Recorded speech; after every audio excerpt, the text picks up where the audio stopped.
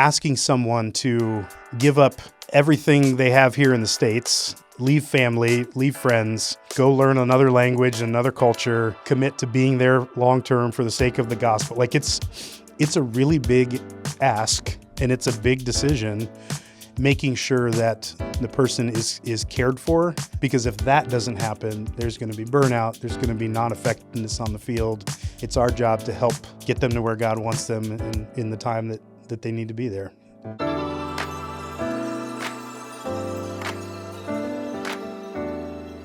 This is the Grace Story Podcast. Today's guest on the podcast is Dave Pacheco. Dave is Director of Mobilization and Recruitment at Encompass World Partners, was a longtime pastor in the Charis Fellowship, and got his start in the admissions office at Grace.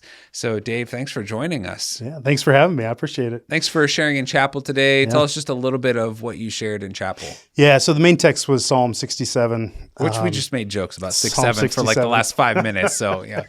But it was it's a passage of thanksgiving from the nation of Israel for the harvest that God gave them. But they take it further. They just don't thank God for what they have been given and their blessings. They use that to say, we want you to continue to bless us so that your name may be made great among the nations, your salvation may be known. So it's that whole idea of the blessings that we receive are not meant to end with us, right? We're meant to give them away to other people. So, and then relating that to the nations as well. Yeah. By others, we mean everyone, everywhere. I was convicted. You rightfully pointed out that so often our prayer life is about God bless me to make my life easier, simpler, better, and that isn't the ultimate purpose of God giving us grace and blessings. He gives us grace and blessings so that we can be a blessing to others and point them to Him. Yeah. So that's it was a good reminder, and I'm glad at least someone listened this morning. Yes, I did.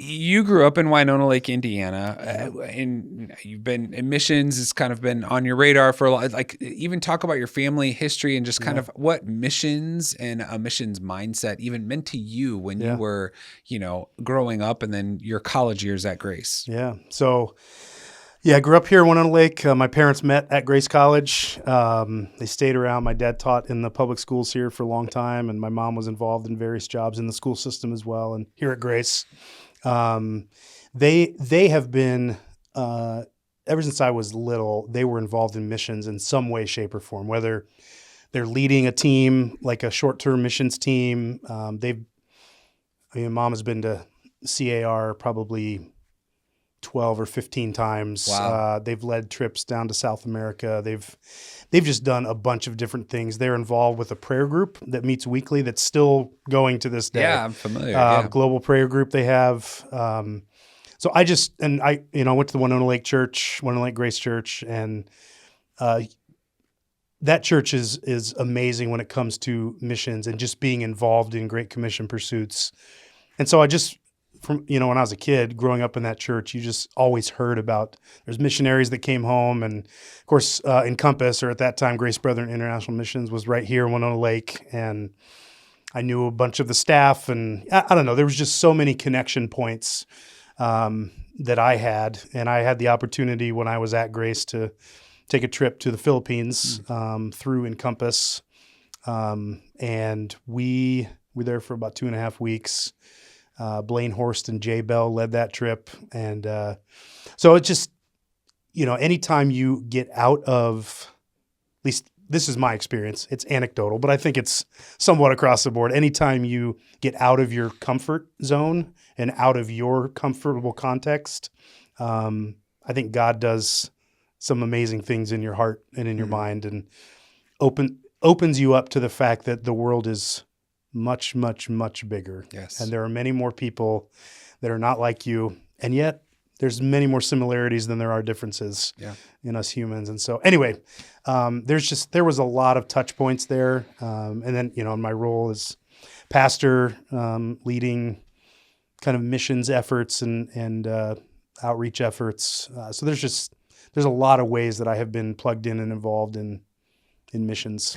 One of the things we have at Grace is Go Encounter, which is a requirement for graduation that every student have a cross-cultural experience of some sort for at least 10 days. And again, it's part of that, like, just get out of your own comfort zone, your own cultural context, enter someone else's and really experience it. And it certainly broadens your world, both to, that everything isn't the way it is in Winona Lake, and also the need for the gospel. And you sort of even spoke about that, this morning, about what a third of all people have no access to the gospel. They don't have regular access to the gospel. Yep. So talk about your role at Encompass. What is your role? Yeah. What are you accomplishing?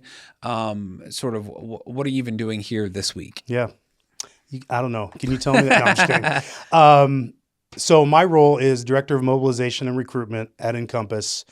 Those two words are similar, mobilization and recruitment, but for our purposes, they mean different things. So mobilization would be helping churches become more Great Commission minded. How can we resource churches, motivate churches to be better senders, better identifiers of people in their congregation that might, hey, have you ever thought about missions? That kind of thing.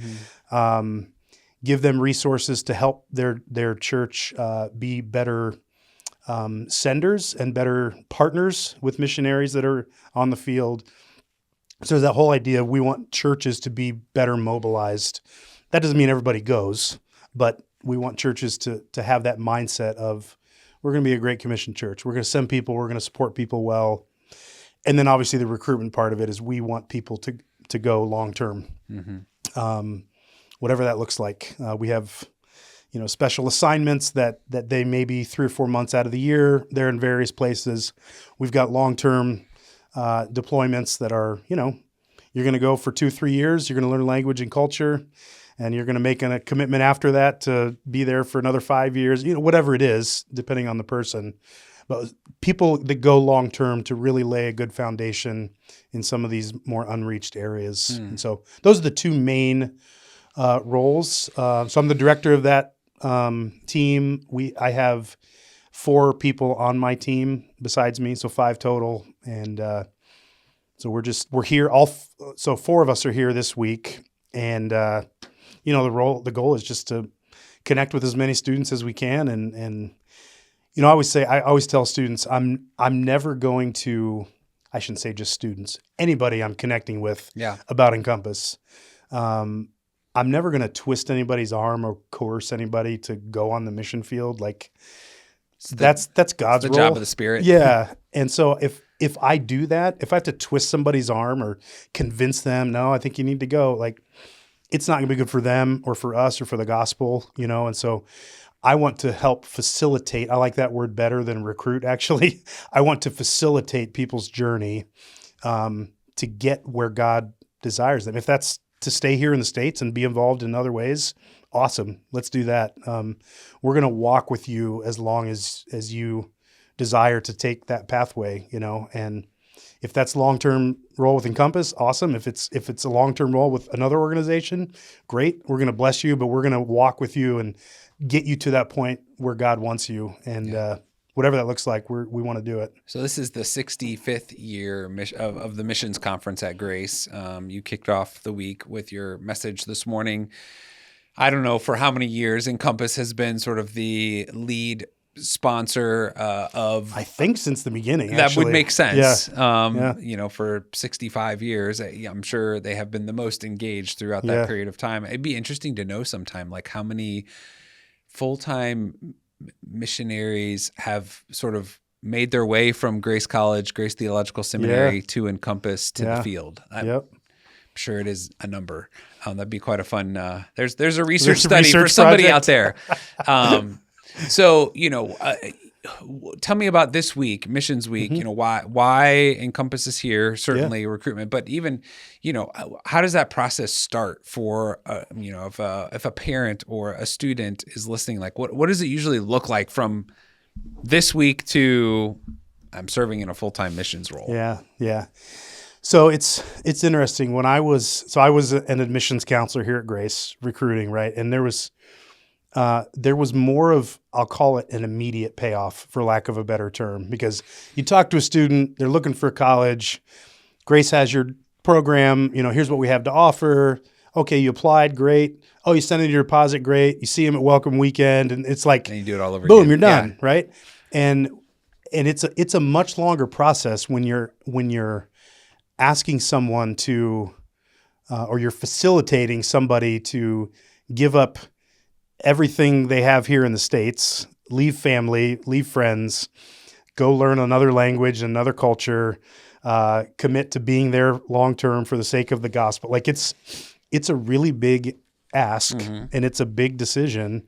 And when you're talking to first year, second year students in college, more than likely, they're not necessarily prepared or able, because of conflicts or obligations or whatever, to just pick up and go the next year, right? And so it's a process of, is somebody ready to go? What's their cross-cultural experience been so far? Do they need to go for a 2-week, 3-week team trip to just kind of get a lay of the land and what missions is all about? Do they need to go for a 3-month internship somewhere where they're sitting under the leadership of one of our missionaries in the field, really immerse themselves in a certain area, in a certain ministry? Do they need to go? Are they far enough along where they go on a year-long exploratory trip where they really feel like this is maybe where God is calling me, but I just need to go confirm it, And so they're going to spend a year there, and then so it just depends on where the person is coming from and where they're at in their journey. And there's no cookie cutter. At least my experience so far, I've been in this role for 2 years. There's not a cookie cutter. You're doing this and then this and then this and then you're going. Every story is a little bit different. Yeah, it is. And every experience is different. And that's why I say we want to help facilitate that. And one of the things that I love about Encompass is we are very big in caring for the person and their family, in terms of if in our evaluation, if we don't feel they're ready to go long term, we're not going to send them right away. There's some steps that we'd like to see growth in this area and in this area. And it's not any kind of a punishment or anything. It's just we want you to be as effective as you can be. And in our experience, we're celebrating 125 years this year with Encompass. Started in 1900. And there's a vast array of knowledge and experience that comes with that, and sending people for that many years. And so, we're just very intentional about making sure that the family and the person is cared for first and foremost, because if that doesn't happen, there's going to be burnout, there's going to be non-effectiveness on the field. And so, everybody's different. Everybody has a different journey, and it's our job to help discern that and facilitate that and get them to where God wants them in the time that they need to be there. One last thing I just want to hit on in the partnership between Encompass and Grace is missionary in residence. Yeah.